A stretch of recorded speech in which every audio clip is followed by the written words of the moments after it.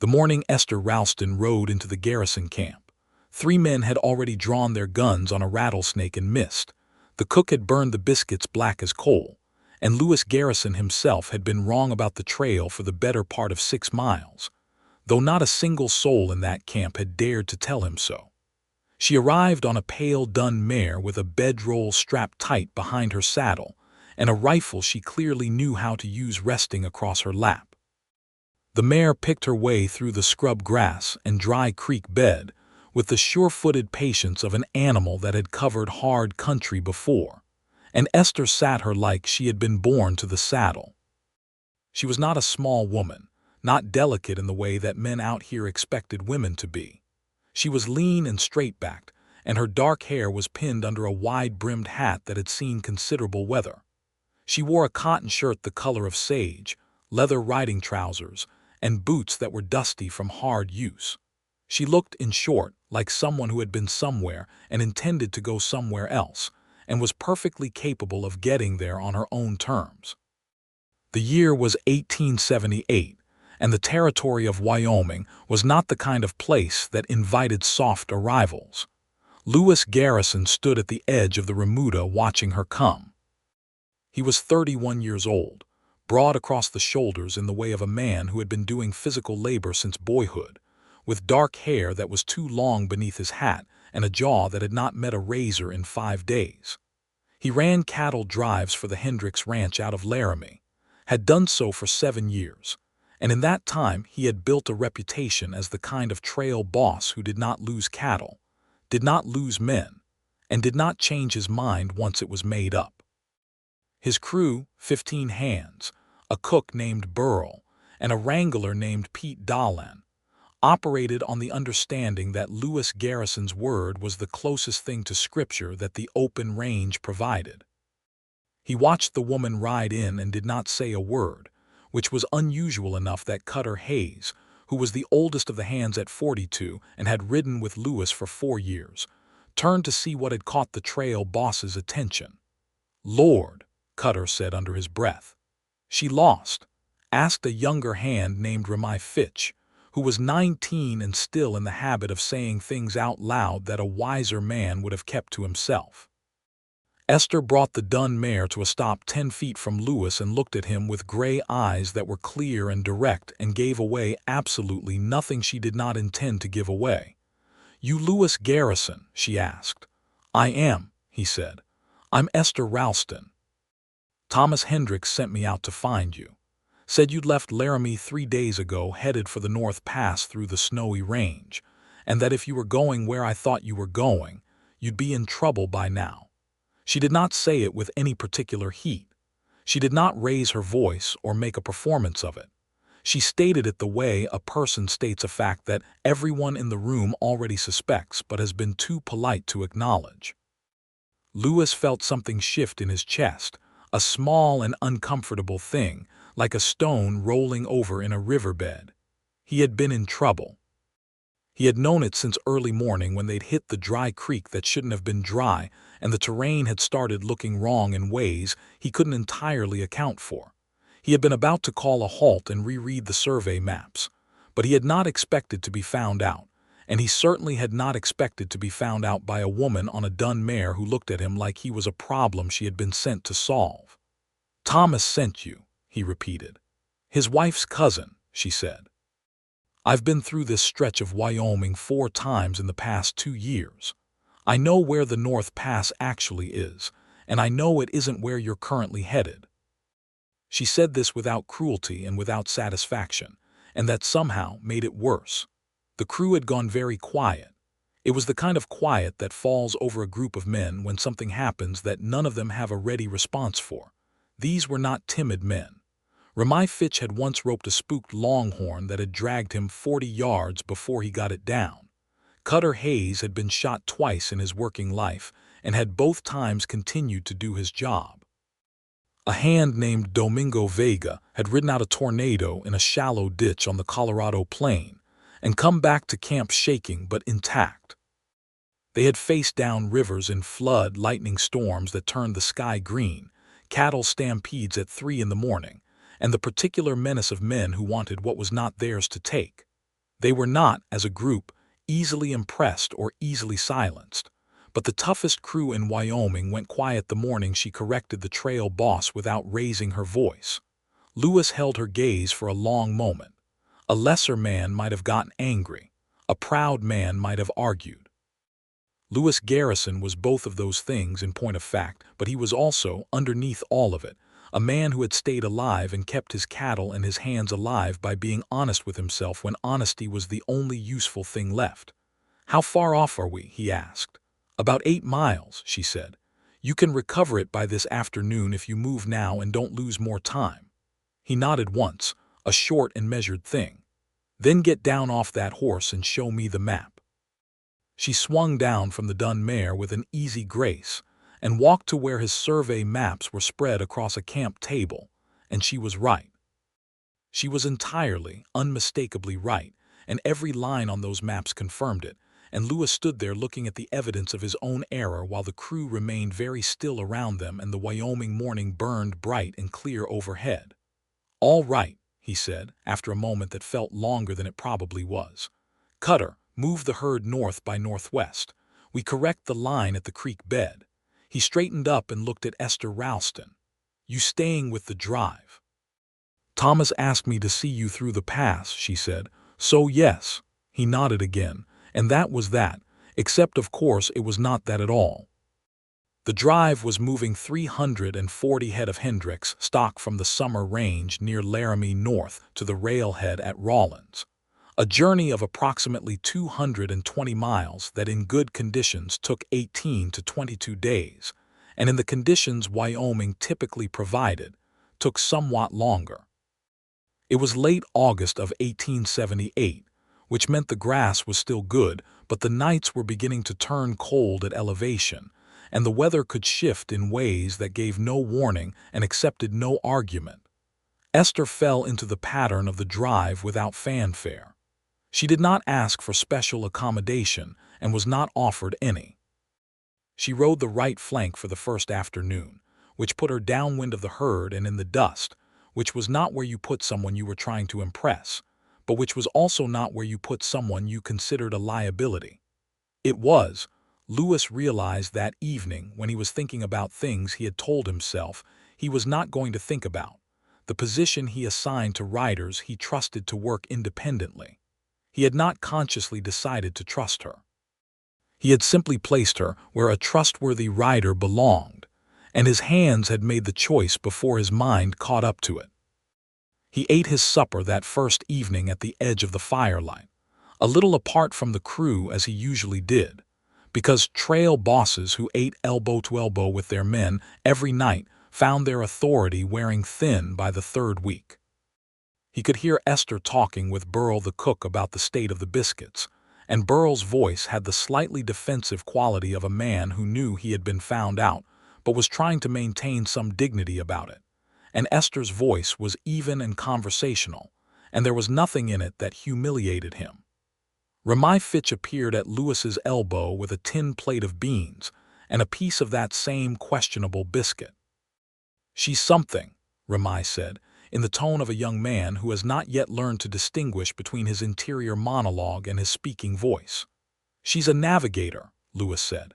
"She's that too," Ramai agreed, and wandered back toward the fire before Lewis could tell him to go do something productive.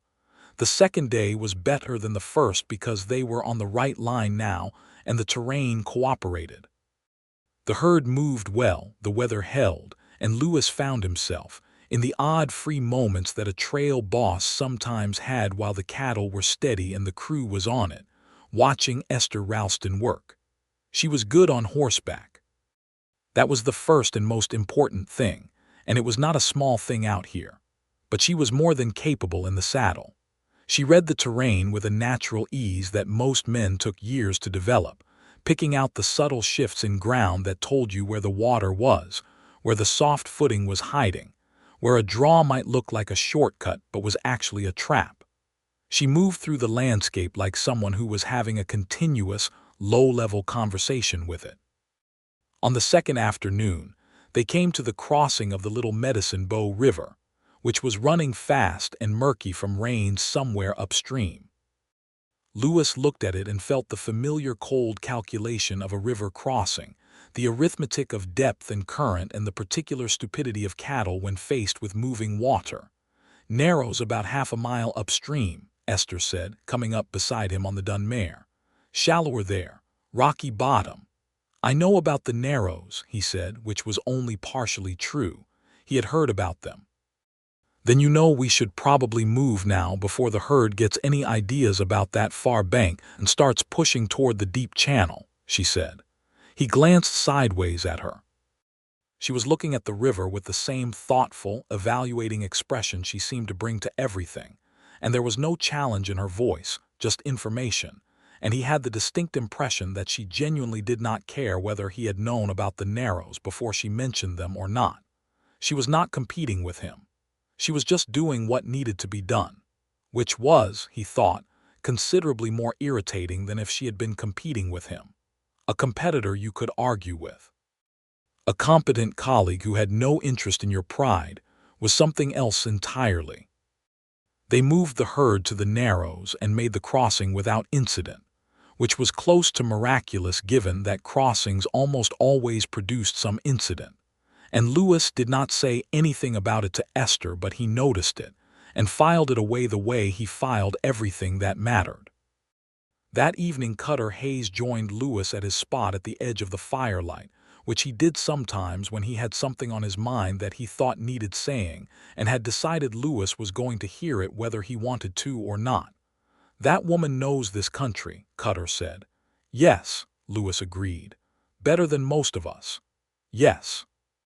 Cutter was quiet for a moment, turning his tin cup between his big, scarred hands.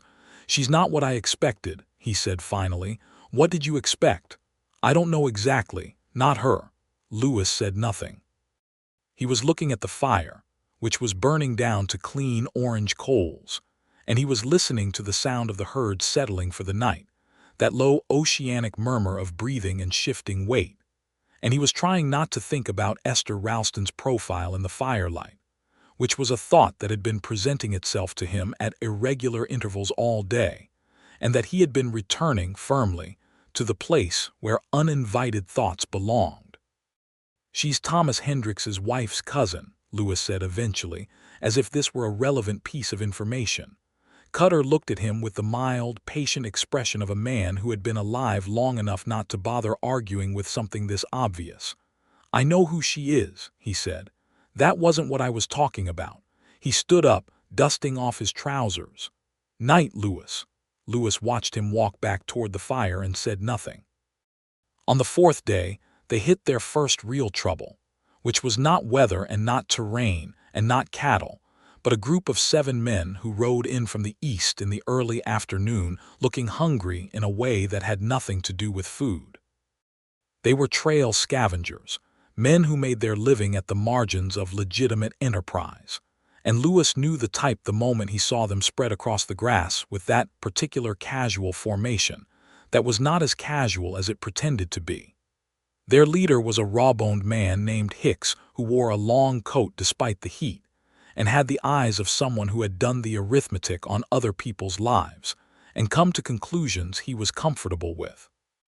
"Nice herd," Hicks said, bringing his horse up to Lewis with the deliberate ease of a man who wanted you to know he wasn't worried. "Lot of beef to be moving through this territory without extra security." "We've got all the security we need," Lewis said. Hicks looked at the crew, counting. 15 hands and a trail boss against 7 riders was not bad odds, but it was not overwhelming ones either, and they both knew it. "Hendricks stock?" Hicks asked. "Because I heard Hendricks was having some trouble with his title to the North Range. Maybe this beef is more contested than you think." It was a lie, and it was the kind of lie that was designed to create just enough uncertainty that a reasonable man might decide that paying something to make the problem go away was easier than the alternative. Lewis had seen this before. Esther rode up from the right flank and brought her mare to a stop beside Lewis without saying a word. She had her rifle across her saddle in the same easy way she always carried it, which was not a threat exactly, but was also not a threat. She looked at Hicks with those direct gray eyes, and Hicks looked back at her. "I know your name," she said to him, in that same flat, even voice she used for everything. "And I know that Marcus Webb in Rawlins has a paper out on you for a property dispute that became something else in Carbon County last spring. You ride away from this herd right now. That paper doesn't become relevant to anyone today." "You don't, and we're having a different conversation." Hicks's face did something complicated. It moved through surprise and anger and calculation and landed somewhere cautious. "You don't know what you're talking about," he said, but it came out thinner than he intended. "I know exactly what I'm talking about," Esther said. She had not moved. She had not raised her voice. She was sitting on her horse in the afternoon sun like a woman with all the time in the world and none of the fear. Hicks looked at Lewis. Lewis looked back at him with the steady, unhelpful expression of a man who was genuinely curious how this was going to resolve itself. The 7 riders went away. They did it slowly, with the practiced dignity of men who wanted it understood that they were leaving because they had decided to leave and not for any other reason, but they went, and the herd moved on. Ramai Fitch appeared at Lewis's shoulder looking like a man who had just witnessed something he was going to be describing at campfires for the next 10 years. "Does she actually know Marcus Webb?" he asked. "Does it matter?" Lewis said. Ramai thought about it. "No," he admitted. "I guess it doesn't." Lewis looked at Esther, who had dropped back to the right flank again like nothing had happened, her attention already on the cattle, her mare moving with that same unhurried competence. He felt something in his chest again, that same rolling stone of earlier, except this time it did not quite settle back into place. He nudged his horse forward and rode up beside her. "Do you actually know Marcus Webb?" he asked. She glanced at him. The corner of her mouth moved just slightly in a way that was not quite a smile but was not one either. "I know of him," she said. "Everyone who spends time in Carbon County knows of Marcus Webb. I took a reasonable guess that Hicks had made enemies there because men like Hicks always have." "That was a considerable gamble," Lewis said. "It was a calculated risk," she said. "There's a difference." He rode beside her for a moment in silence, and the cattle moved around them with their warm bovine indifference to human drama, and the Wyoming sky was enormous overhead, the kind of blue that made you feel simultaneously very small and very aware of being alive. "Where are you from, Esther Ralston?" he asked. She was quiet for a moment, not evasive, just considering. "Born in Ohio," she said. "Came west when I was 17.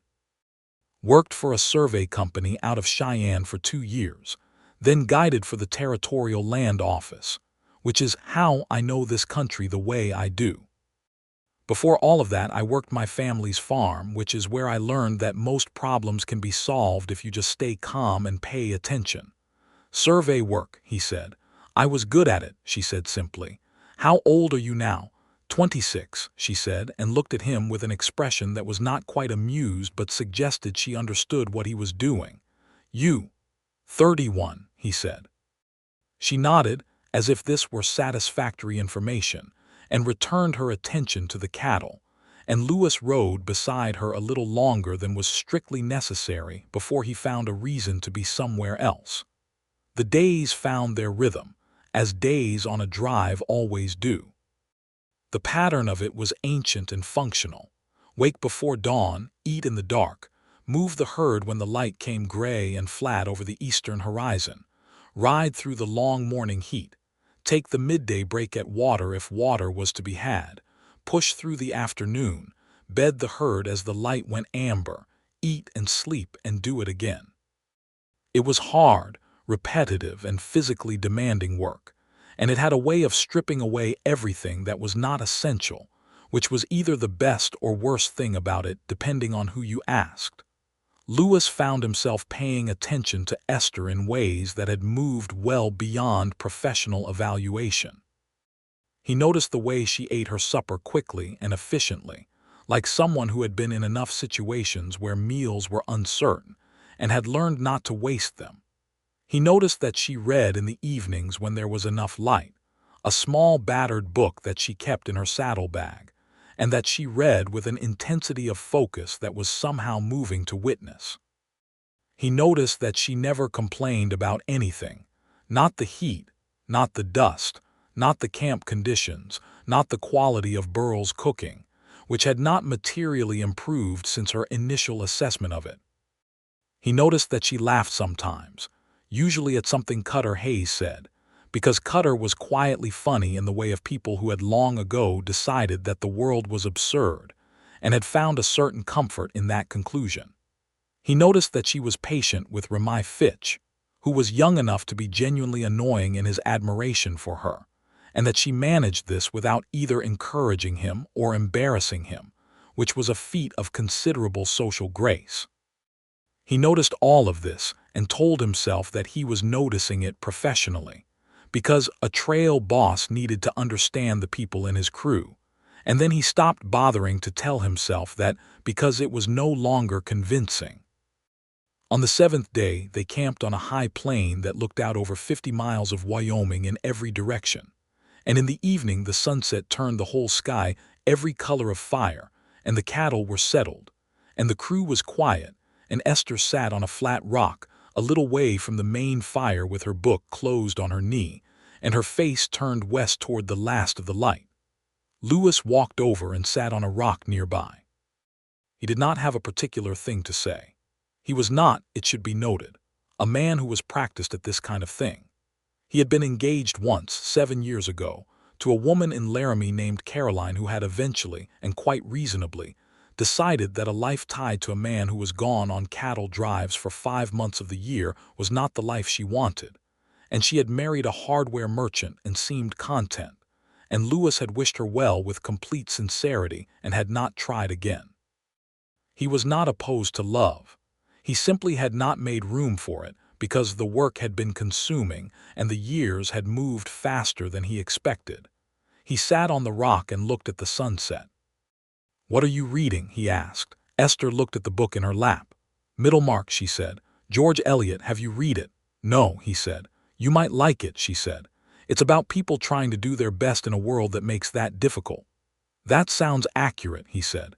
She smiled at this, a real smile, broader than the almost smile he had seen before, and it changed her whole face into something that made him feel like he had stepped off an unexpected ledge. She had a good smile. It arrived honestly, and it meant what it said. "Do you think about things besides the drive?" she asked. "When you're out here?" The question surprised him, not because it was intrusive, but because it was so direct, so simply curious, without any agenda underneath it. "Yes," he said, "though I try not to let it show." "What do you think about?" He considered lying or deflecting or giving some general answer about ranch management and planning. He looked at the sunset instead. "My father's ranch," he said. "He died 4 years ago and left it to me, and I've been running it through a foreman because I can't stop driving cattle long enough to go home and actually run it myself. And I know that's a problem I'm going to have to solve, and I keep not solving it." She was quiet for a moment, not filling the silence with noise the way some people did, but actually sitting with what he had said. "Why can't you stop?" she asked. "I'm good at this," he said. "Trail work, I understand it. The ranch feels like a different thing, something more permanent, and I think permanent things scare me a little." He did not know why he had said that. He was not in the habit of saying things like that. He looked at his hands as if they might contain an explanation, found none, and looked back at the sunset. "That's honest," she said. "Is it too honest?" "No," she said. "I'd rather have too honest than not honest enough. I've had enough of men who say the comfortable thing instead of the true thing." He looked at her then, and she was looking at him, and the last of the sunset was behind her, and the air had gone that particular clear cold that the Wyoming evening brought, and Lewis Garrison, who was not a fanciful man, thought that he had never in his life had a conversation that felt quite like this one. "What about you?" he asked. "What do you think about?" "A place to belong," she said, without hesitation. "I've been moving for 9 years. I love the country. I love knowing it the way I do. But I'm 26 years old, and I'd like to stay somewhere long enough for a garden to come up twice." She paused. "That probably sounds small." "It doesn't sound small at all," he said. They sat with the last of the light for a while, not talking, and it was not uncomfortable silence. It was the kind of silence that grows between people who are beginning to understand each other and do not need to fill every moment with proof of that understanding. Cutter Hayes, walking past on his way to check the night herd, looked at the two of them on their rocks in the fading light and continued walking without saying anything, though the corner of his mouth did something quiet and satisfied. On the 9th day they had weather. It came down from the north in the afternoon with the speed and temper of a thing that had been working itself up for a while, a mass of cloud that turned the sky the color of pewter and then darker, the kind of dark that meant business. The temperature dropped 15 degrees in an hour.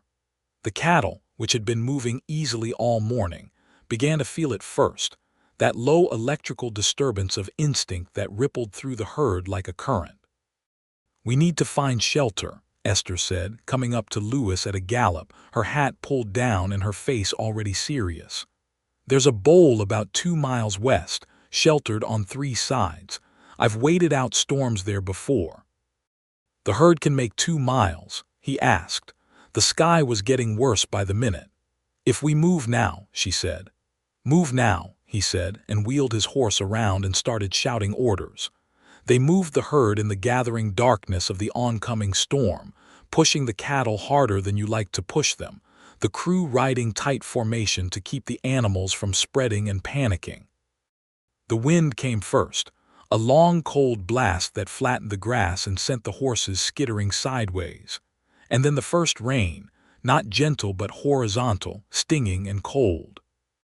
Esther rode the line between the herd and the worst of the wind, pushing the cattle toward the bowl with a calm authority that they somehow responded to. Because cattle, like most animals, can feel fear in the people around them, and Esther did not have any. Ramai Fitch, riding beside her, was wild-eyed and focused and doing his job, and Lewis, watching from the back of the moving mass, felt the specific terror and exhilaration of a drive that was on the edge of itself and still holding. They made the bowl. It was better than good cover, a natural hollow in the land with rock walls on 3 sides and a slope that broke the wind. And they got the cattle in and the horses secured and the men under their oilcloths and tarps. And then the storm came down in earnest, rain and wind, and eventually hail that rattled off everything hard and melted on the warm backs of the cattle. Lewis found Esther in the partial shelter of a rock overhang, pulling her hat down and checking on her mare, who was tied in a small natural alcove that was just large enough for 2 horses. He brought his own horse in beside the dun. They stood there in the noise and cold of the storm, pressed back against the rock, and the world outside the overhang was gray and violent and loud, and the world inside it was very small. "Good call," he said, loud enough to be heard over the rain. She looked at him, and water was running off the brim of her hat and her hair was coming loose from its pins, and she was cold, clearly, because he could see the shiver in her shoulders, and she looked absolutely, completely real in a way that hit him somewhere in the chest like a fist. "We'd have lost cattle in that open ground," she said. "I know," he said. "Good call." She looked at him a moment longer like she was deciding something. "Thank you," she said, "for not arguing when it mattered." "I'm learning," he said. Something crossed her face. Warmth, and something more careful than warmth, something that was considering him the way she considered terrain, looking at the surface and deciding whether what was underneath was worth the crossing. "Are you?" she said. It was not quite a question. "I think so," he said. "I'll let you know when I'm sure." The storm lasted 4 hours and left the world washed and clean and silver, and when it passed the sunset was spectacular, long red and gold banners across the western sky, and the crew came out from under their shelters and checked the herd, which was intact, all 340 head accounted for, and Burl somehow produced hot coffee from the ruins of the camp stove, and everyone stood around drinking it in the cooling evening, and there was the particular elation that follows a crisis survived.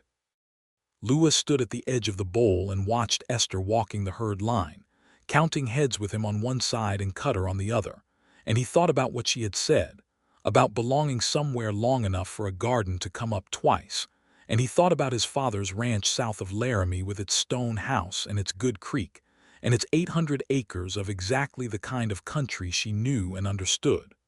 The thought arrived with a completeness that startled him. He put it away. It was too soon for that kind of thought. He was a man who made careful decisions, and the decision suggested by that thought was not a careful one. It was the kind of decision that men made in the aftermath of storms, when everything was clear and bright, and the world felt like it had been rearranged into something more truthful, and those decisions needed to be tested against ordinary daylight before they could be trusted. He put it away and drank his coffee and watched the first stars come out over Wyoming. The next 2 days were the kind of days that a drive occasionally blessed you with, clear and mild and moving well, the cattle fat and easy, the grass good, the water sources where they should be. The crew was relaxed in the way that people who had come through something hard together were relaxed, and there was a warmth to the evenings around the fire that had to do with more than the flames. Esther and Lewis fell into a habit without quite meaning to. Each evening after supper, in the hour before the night watch rotation began, they would find themselves near each other, sometimes talking and sometimes not, and the conversations moved between the practical and the personal with an ease that neither of them remarked upon, because to remark on it would have been to acknowledge what it was, and they were both, for different reasons, being careful. They talked about the territory, about the changes they had both seen in it over the past decade, the cattle trade expanding, the railheads pushing north, the range that was still open but would not always be open, the tension between the cattle outfits and the new settlers who were beginning to come in with their fencing wire, and their different idea of what this land was for. They talked about Wyoming itself with the particular intensity of people who loved a place that was not always easy to love, who understood it demanded things of you that softer country did not. "It's going to change," Esther said one evening. "The open range can't last." "I've talked to ranchers who can see it and ranchers who can't, and the ones who can't are the ones who are going to be in trouble." "What do the ones who can see it do?" Lewis asked. "They build for what's coming instead of what's been," she said. "Secure their water, register their land properly, stop depending on range that isn't theirs to depend on." "I have land," Lewis said, "my father's place." "I know," she said. "Thomas mentioned it." He looked at her. "What else did Thomas mention?" She looked back at him with that measuring expression, direct and undefended. "That you were the best trail boss he'd ever worked with, that you had more ability than ambition. That you should have settled that ranch 2 years ago." She paused. "He worries about you a little." Lewis was quiet for a moment. "Thomas worries about everyone," he said, but he said it without much conviction. "Is he wrong?" she asked. "No," he said. "He's not wrong." He looked at the fire. "I told you about permanent things." "You did," she said. "I keep thinking about something you said," he said, keeping his eyes on the fire because the conversation had reached a kind of ledge and he was not entirely sure which side of it he was on. "About wanting to stay somewhere long enough for a garden." She was very still beside him. "The ranch has a garden," he said. "Or it did, my mother's. It probably hasn't been tended properly since she passed 8 years ago, but the soil is still good. The woman my foreman married has been keeping part of it." "Lewis," Esther said. "I'm not saying anything," he said. "I'm just thinking out loud." "You're saying something," she said, and her voice was quiet and careful and had in it the quality of someone who had been careful for a long time and was deciding whether to keep being careful or to try something else. He turned and looked at her properly. Firelight on her face, the gray eyes steady and alive with something he recognized because he felt it himself, that alarming clarity of a feeling that has been growing so long it has become impossible to pretend you don't see it. "All right," he said. "I'm saying something." "I've only known you 11 days, she said. "I know. That's not very long." "No," he agreed. "It's not." He thought about it. "Although I think I know you better after 11 days on a drive than I'd know most people after a year in a parlor. Something about hard country." She considered this with the particular seriousness she brought to things that deserved it. "That's probably true," she said. "I've seen you make decisions under pressure. I've watched how you treat your crew. I know you're honest enough to admit when you're wrong, which is not as common as it should be." She paused. "I know you make me feel like I want to stay still for the first time in 9 years, which is something I did not expect and am not entirely sure what to do with." "Stay still," he said. "That's probably a start."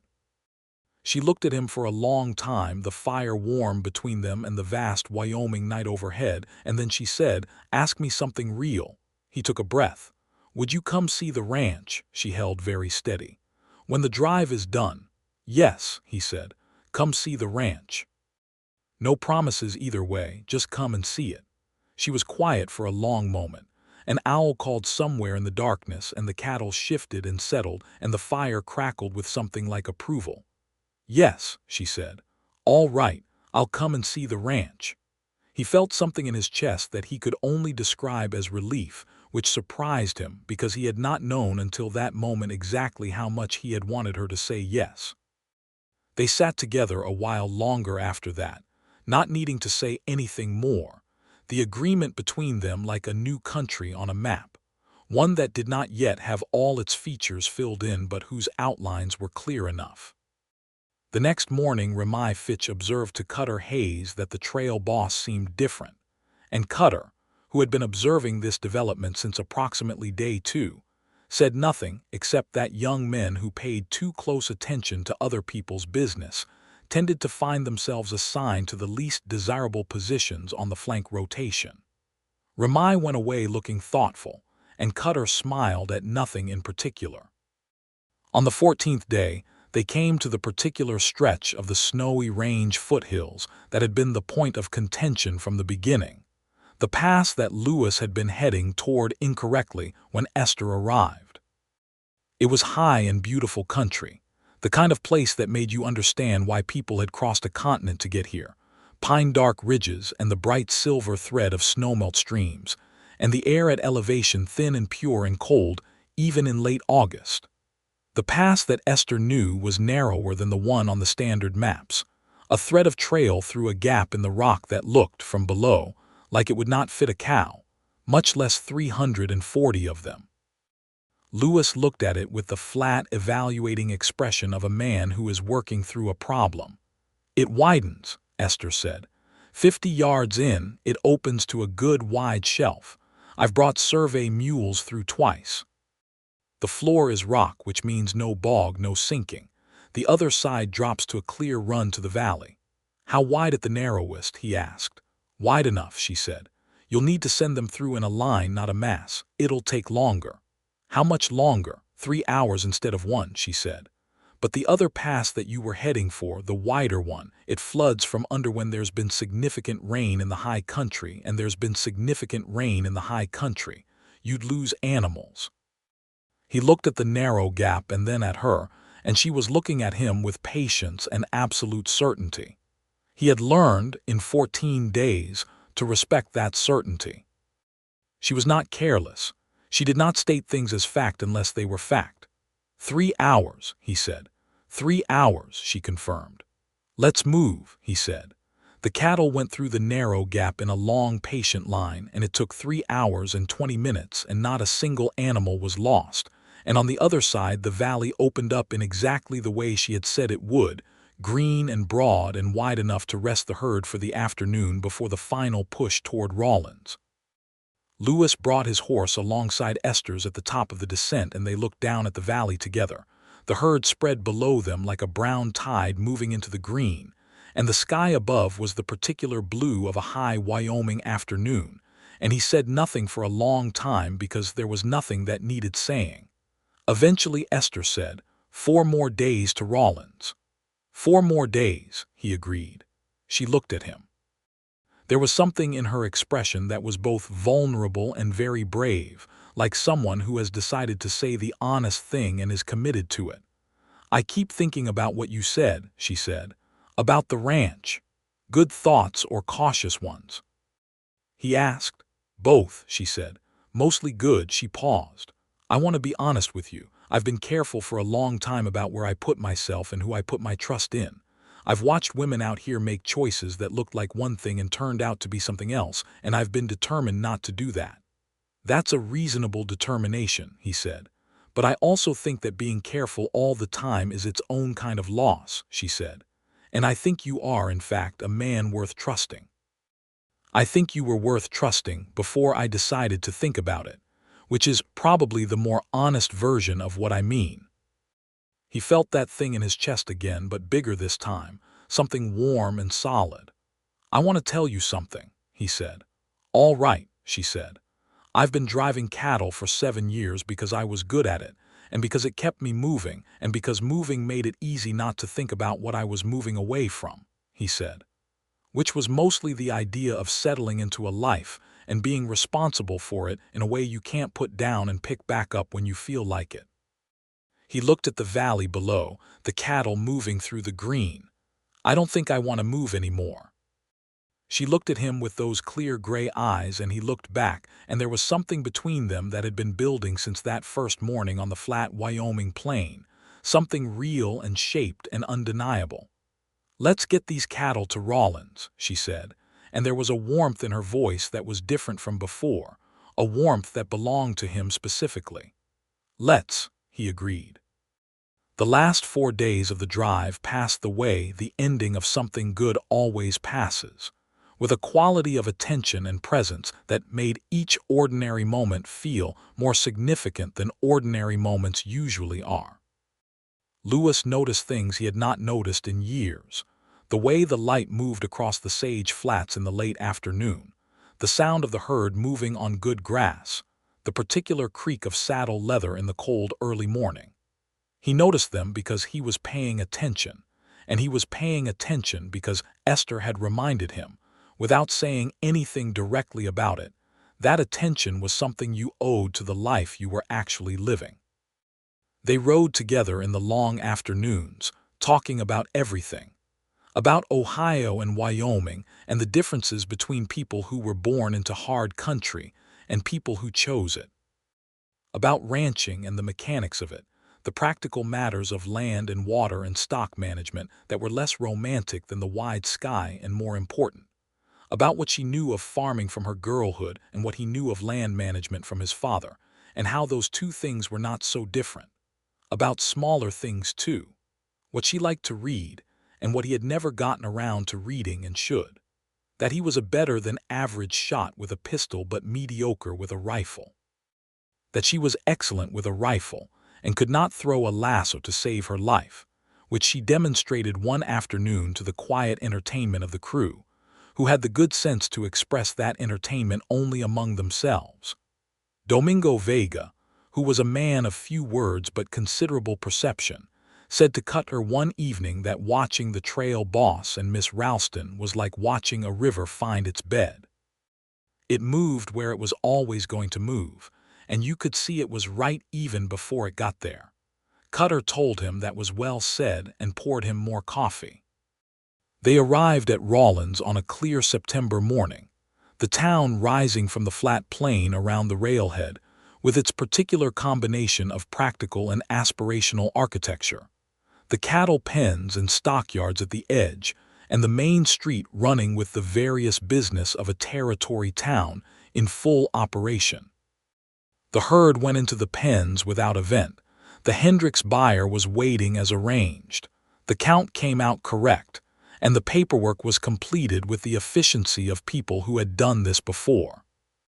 Lewis stood outside the stockyard office in the September sun, with the completed drive behind him, and the money for Thomas Hendricks in his coat pocket, and the crew dispersing around him to the various businesses of Rawlins that cowboys attended to when they reached a town after 3 weeks on the trail. And he looked for Esther, who was at the water trough by the corral seeing to her dun mare with the same patient care she gave to everything that depended on her. He walked over. She looked up from the mare's foreleg, which she was checking after the long final push, and straightened and met his eyes. "End of the drive," she said. "End of the drive," he agreed. "You kept your end of it. Thomas will want to hear from you." "I'll send him a wire," she said. "Are you going directly to Laramie?" "I need to deliver the payment and settle the accounts," he said. After that, he paused. "I was thinking I'd go out to the ranch." He looked at her steadily. "The offer stands."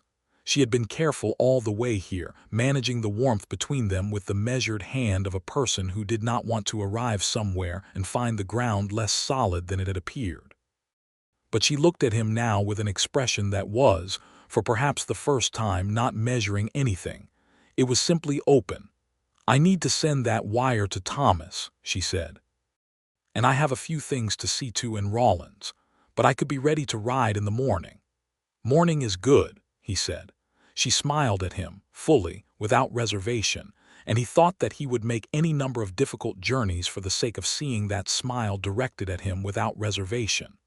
They left Rawlins in the early morning, the two of them and the horses, the dun mare and Lewis's bay gelding, southbound toward Laramie and the Garrison ranch beyond it.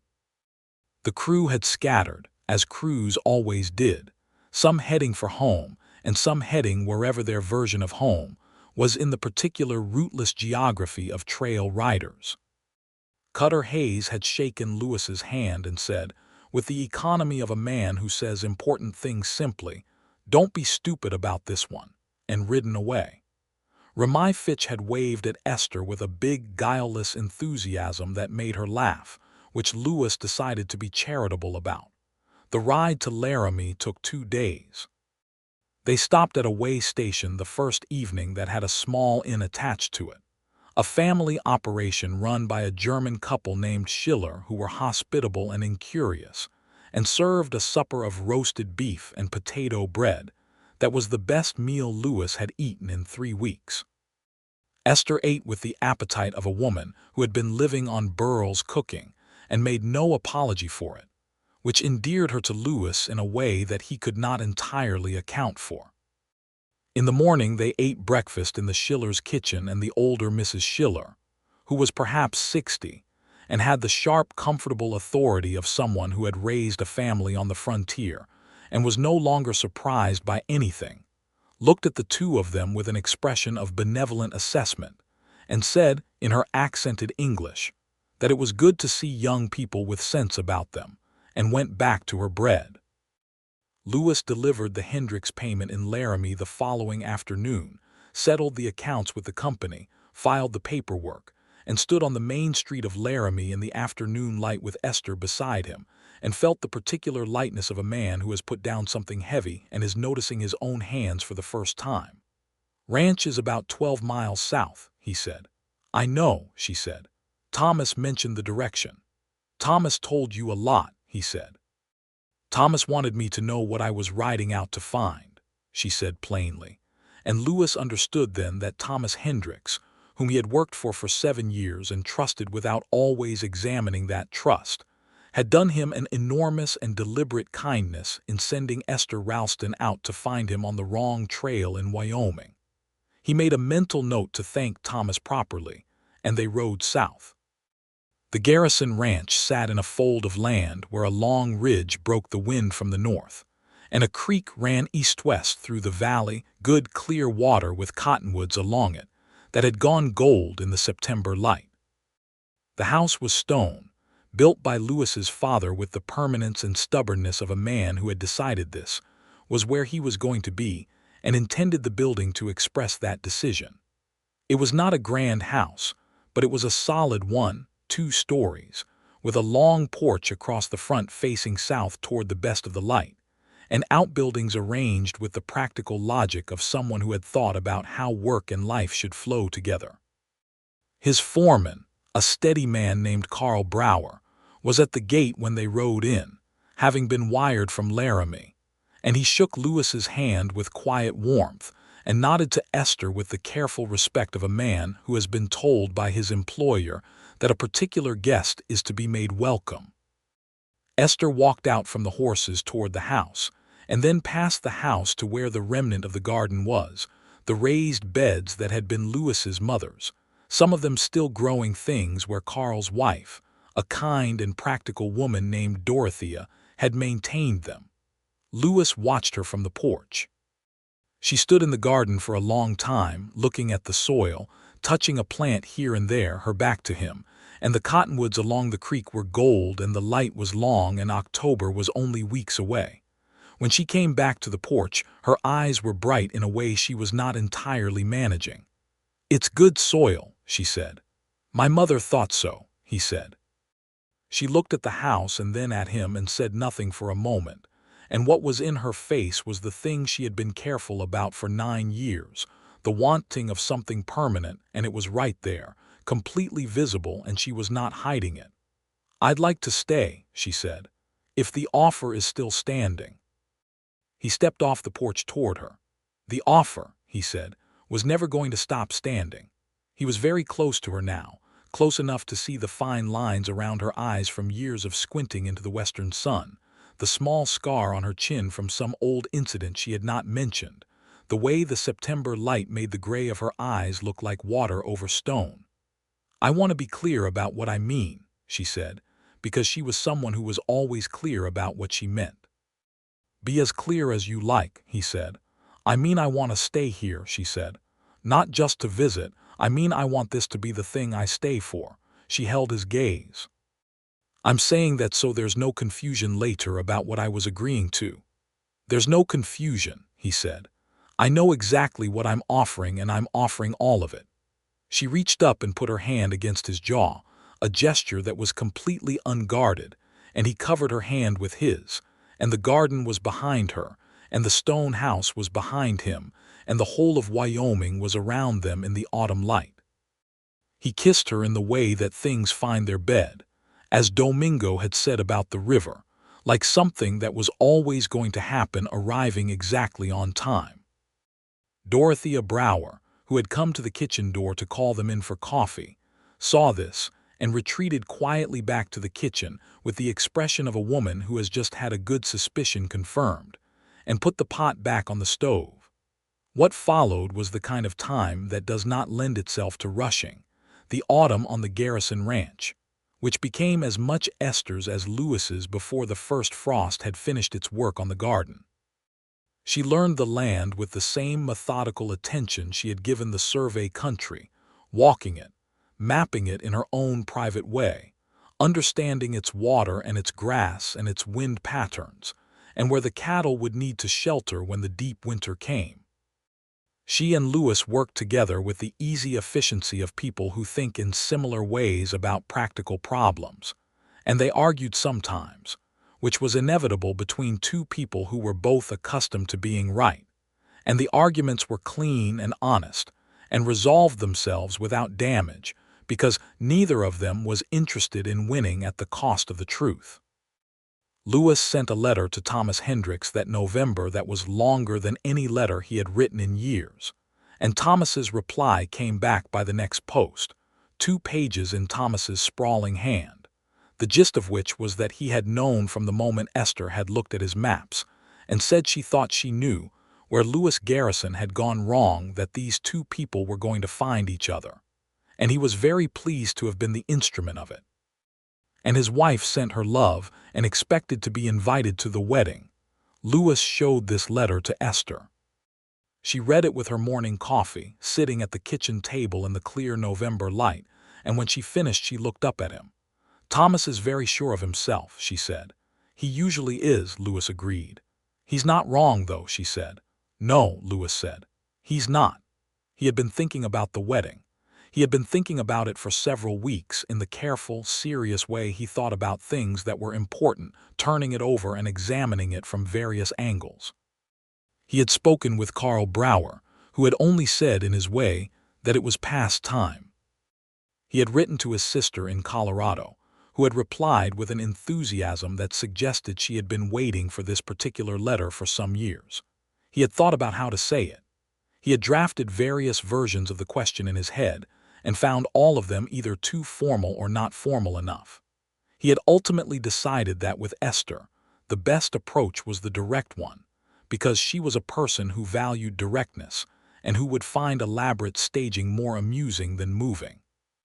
It was a clear morning in late November, cold enough for breath to show in the air, the first real winter light coming across the ridge and catching the frost on the grass.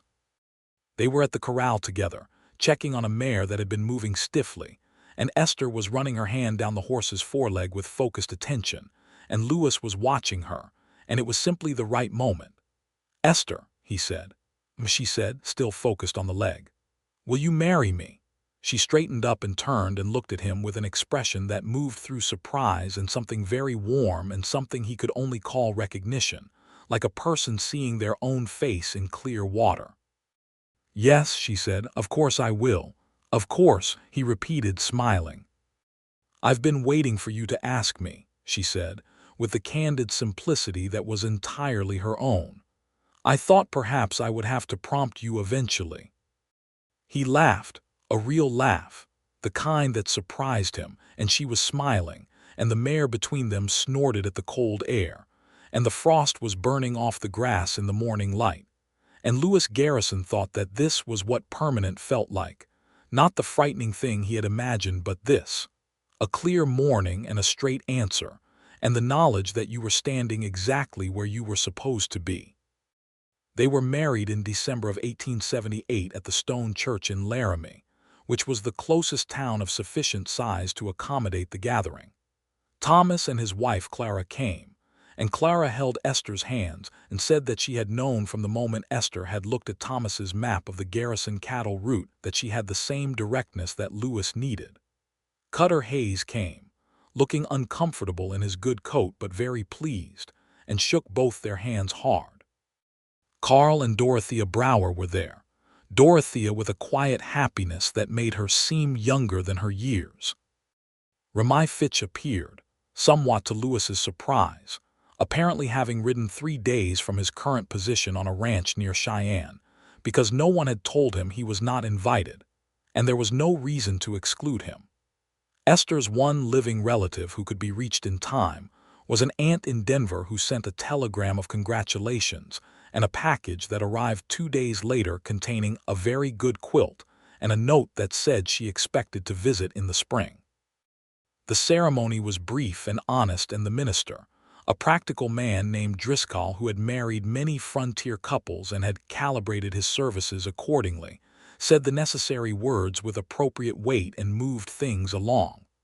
Lewis said his vows looking at Esther with the directness she had taught him, no distance, no hedging, no protective irony. He meant every word.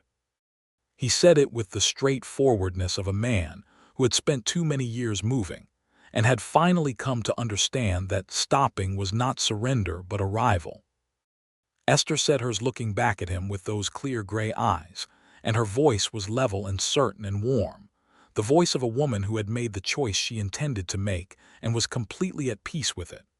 When it was done and they were outside in the December cold with the snow coming down lightly over Laramie, Cutter Hayes put a hand briefly on Lewis's shoulder and said, "Good," just the one word, and Lewis knew what he meant. The winter on the Garrison Ranch was the kind of winter that tests whether people have made good choices. The cold came in January with serious intent, the temperature dropping well below zero on the worst nights, the creek icing solid and the cattle needing to be fed from the hay stores, and the work of it relentless and physical and without glamour.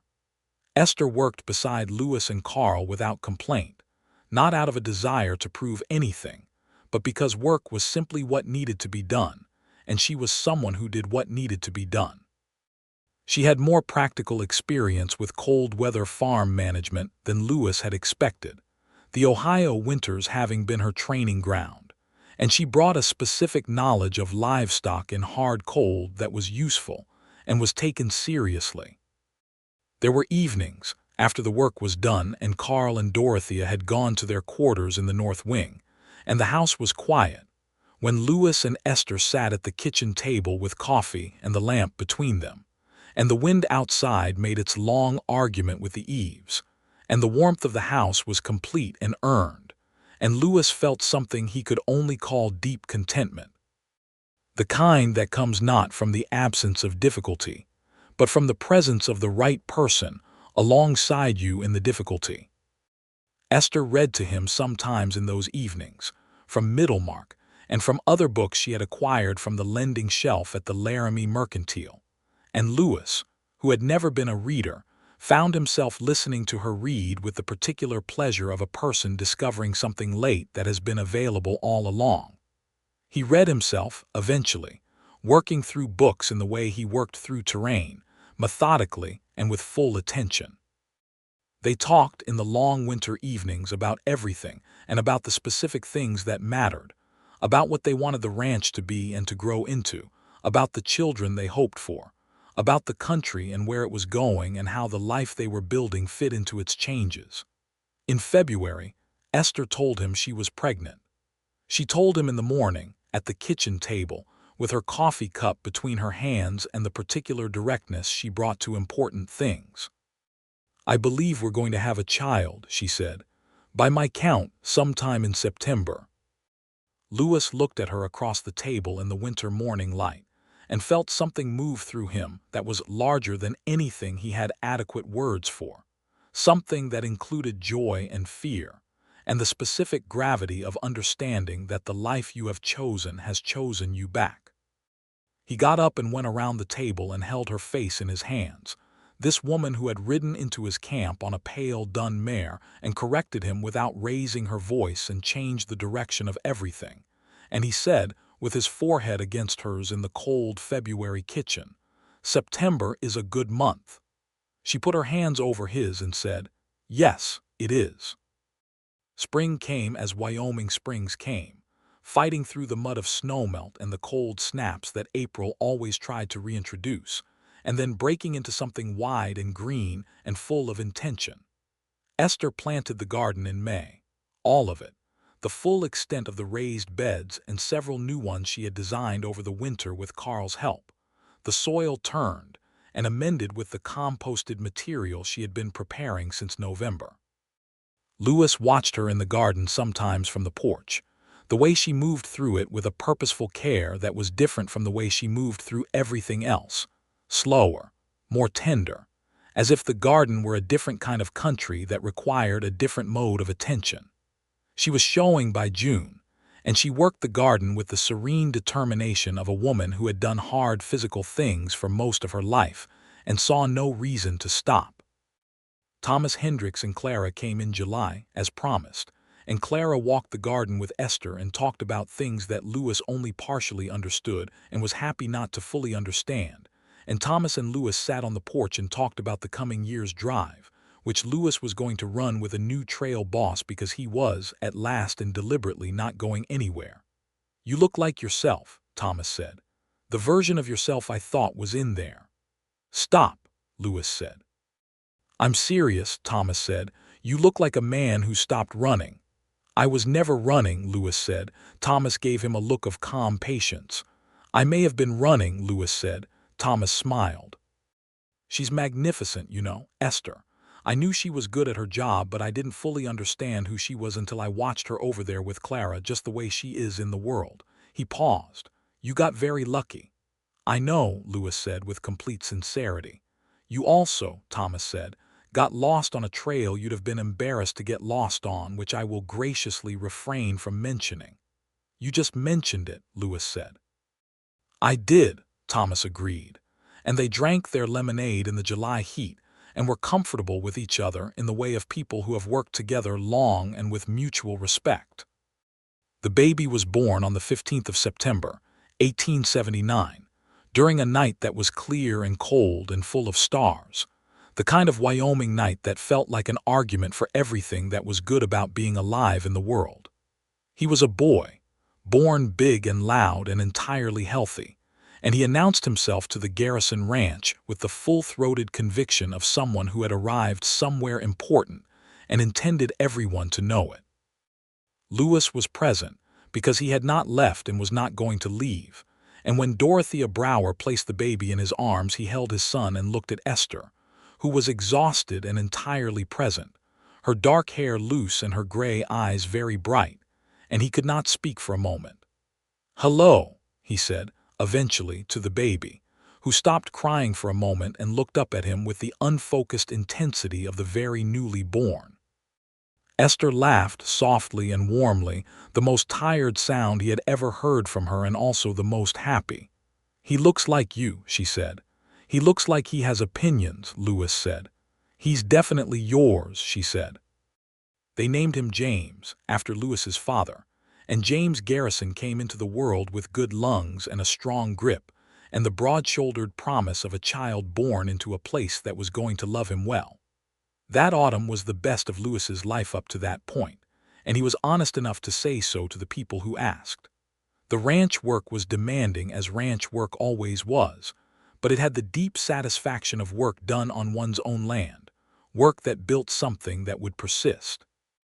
Esther recovered from the birth with her characteristic efficiency and was back in the garden within a month, James in a basket nearby, talking to the baby with the same easy candor she brought to all conversations. Lewis, watching her from the porch one October morning, his coffee going cold in his hands, understood with a completeness that was both quiet and absolute that this was what he had been afraid of, this specific brightness, this life that required your whole self and would not settle for less. He had been afraid it would trap him, and instead it had given him back to himself. He went inside and wrote a letter to his sister in Colorado, who had been asking when she could bring her family for a visit, and told her to come at Christmas. Cutter Hayes arrived in November with no particular warning, as Cutter often did, having finished a drive he'd taken on as scout, and found himself in the vicinity of Laramie with no pressing reason to be elsewhere. He stood in the kitchen doorway with his hat in his hands and looked at James, who was 2 months old and ensconced in Esther's arms. "Well," Cutter said, in his particular way that managed to contain everything necessary. "Come in and eat something," Esther said. "You look like you've been living on biscuits again." "Burl retired," Cutter said, taking a seat at the table with the ease of someone who understood that this house was a place where you were welcome. "The new cook they've got is worse." "That seems impossible," Lewis said. "It seemed impossible to me too," Cutter agreed, "and yet here we are." They ate supper together, and Cutter held James, somewhat stiffly but with a careful tenderness that was entirely genuine, and Lewis looked at his table, the old foreman and his wife and his son, and the warm lamplight over all of it, and thought that this was exactly what abundance felt like, not the absence of difficulty but the presence of enough. The years that followed built on each other with the gradual and satisfying logic of a life being lived well and on purpose. The Garrison Ranch grew, not explosively but steadily, acquiring additional land to the west as Lewis's careful management created the conditions for it. He hired good people and paid them properly, which was not yet universal practice on the frontier, and which meant that good people sought him out and stayed. Esther's garden became something of a reference point for the surrounding ranches, women who were trying to grow food in the territory coming to her with their questions, and she answered them without condescension, and with the practical thoroughness of someone who had learned everything the hard way and understood what it cost to not know a thing when you needed to. She kept reading and kept thinking and kept saying the honest thing when the honest thing was what was needed, which was valuable in the specific way that honesty is always valuable and not always welcomed. And Lewis had long since learned that when Esther Ralston said something was so, it was generally so, and to listen accordingly. James was 2 when his sister was born, a girl they named Ruth, after Esther's grandmother, who arrived in the spring of 1882 with the same emphatic announcement her brother had made, and who proved, over the following years, to be someone who had inherited her mother's directness and her father's stubbornness, in a combination that was challenging to parent and wonderful to watch. When James was 4, he followed Lewis everywhere on the ranch with the focused devotion of a boy who has found his primary interest and intends to pursue it. And Lewis taught him the work the way his own father had taught him, not by explaining it, but by doing it and letting the child observe and eventually participate, the ranch's way of making things known.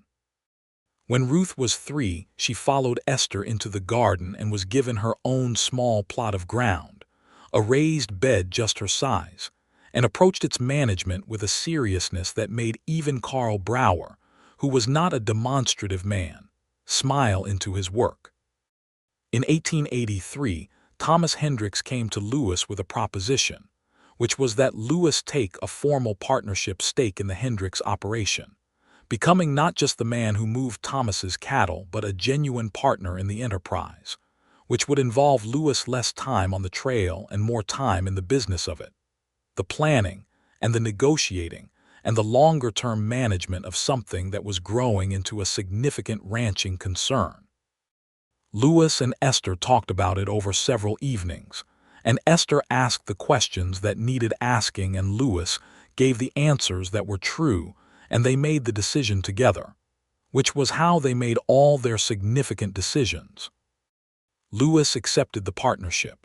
It was, as it turned out, a good decision in the practical sense, and also in a way that was harder to quantify, because it meant Lewis was home, truly and reliably home, in a way that trail work had never allowed, and James and Ruth had a father present at the table in the evening and in the fields in the morning and on the porch on Sunday afternoons, and Esther had a partner in the full sense of the word. The winter of 1884 was a hard one, the cold coming early and the snow deep and the cattle work more demanding than usual. And there were nights when Lewis came in late from the barn with ice in his beard and Esther had supper waiting and the children were asleep, and the house was warm, and he stood in the kitchen doorway for a moment before she heard him, just looking at her where she sat at the table with her book and the lamp, and felt the full weight of what he might have missed had he stayed on the wrong trail, had she not come out to find him on that flat Wyoming plain and told him the truth without raising her voice. "You're staring," she said, without looking up from her book. "I'm allowed," he said. "We're married." She looked up then and smiled at him with the smile that was still, after 6 years, the best thing he had ever seen, full and honest and entirely for him. "Come eat," she said. "You're frozen."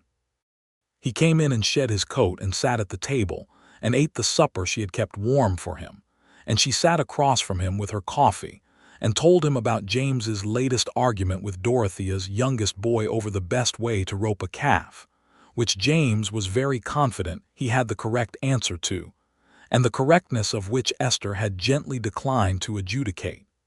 "He's very sure of himself for 6, Lewis said. "He learned from someone," Esther said with her slight smile. "His mother," Lewis said. "I was going to say his father," she said, "but it's probably both."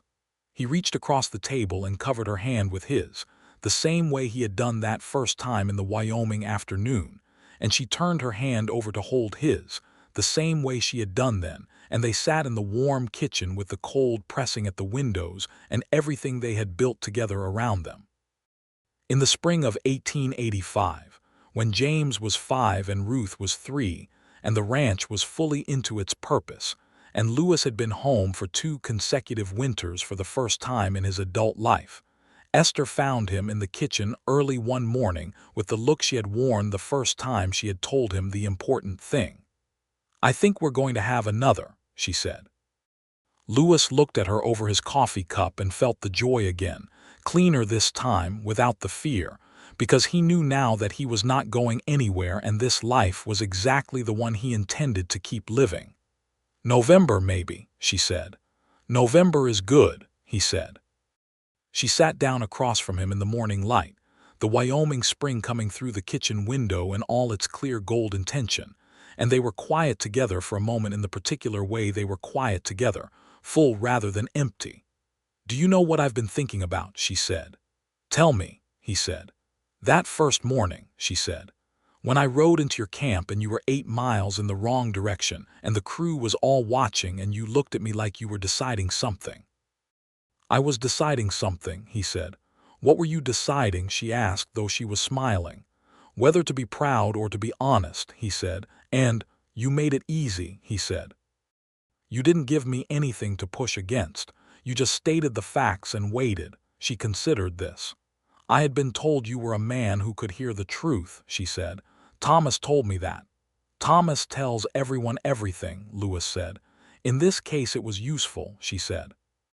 He looked at her across the kitchen table in the spring light, this woman who had come out of the Wyoming plain like something he had needed without knowing it, who had spoken to him with a steady and uncondescending honesty from the first moment, and had not changed that quality in the 6 years since, who had brought him home in every sense that home could mean.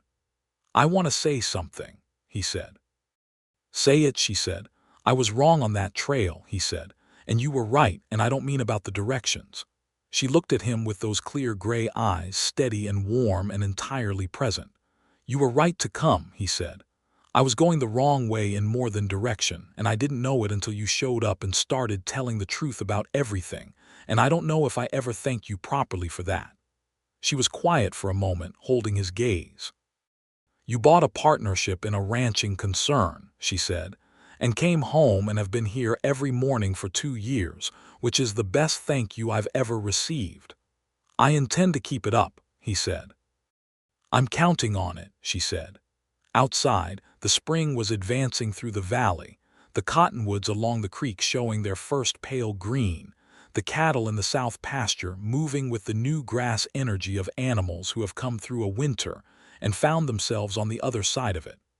The garden was waiting for its May planting, the soil already turned by the late April warmth. James was asleep upstairs and Ruth was asleep upstairs, and the third child was beginning its quiet existence, and the ranch was solid and growing and full of the busy, purposeful life of people who had built something on purpose and were committed to its keeping. Lewis Garrison, who had spent 7 years moving across the face of Wyoming and had been heading in the wrong direction when his life found him, sat at his kitchen table in the morning light with his wife across from him, and felt the permanent thing at last for what it always had been. Not a trap and not a surrender, and not the end of motion, but the best kind of arrival, the kind where you put down what you were carrying and realize you've been home for longer than you knew, and the only thing left to do is stay. Esther poured them both more coffee and opened her book, and Lewis watched the spring come through the kitchen window, and the day began in the ordinary way that extraordinary lives contain, steadily, warmly, with everything necessary and nothing missing.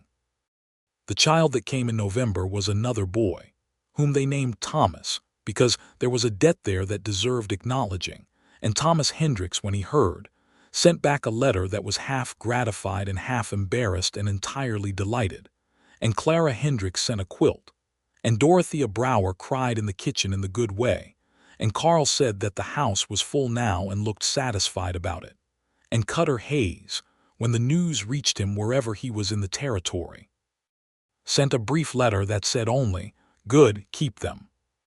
James Garrison, who was 6 years old and had his mother's directness and his father's depth, looked at his new brother in Esther's arms and said, with the particular gravity of a firstborn who has been asked to share his territory, "He's loud." "He is," Esther agreed. "He'll quiet down," Lewis said. "Eventually everything does," Esther said, and looked at Lewis over the baby's head with an expression that was the whole of their story in a single glance. The morning on the Wyoming plain, the narrow pass, the storm shelter rock, the garden in September light, the kitchen table in every season, the years they had built together out of honesty and hard work and the specific courage of two people who had decided, without quite meaning to and then very much meaning to stop going the wrong way. Young Thomas quieted eventually, as promised. The ranch grew as intended. The garden came up every spring, twice and many times beyond twice. And Lewis Garrison, who had once been the trail boss that the toughest crew in Wyoming knew better than to question, was corrected by his wife on a regular basis for the rest of his life, and was grateful for every single word of it.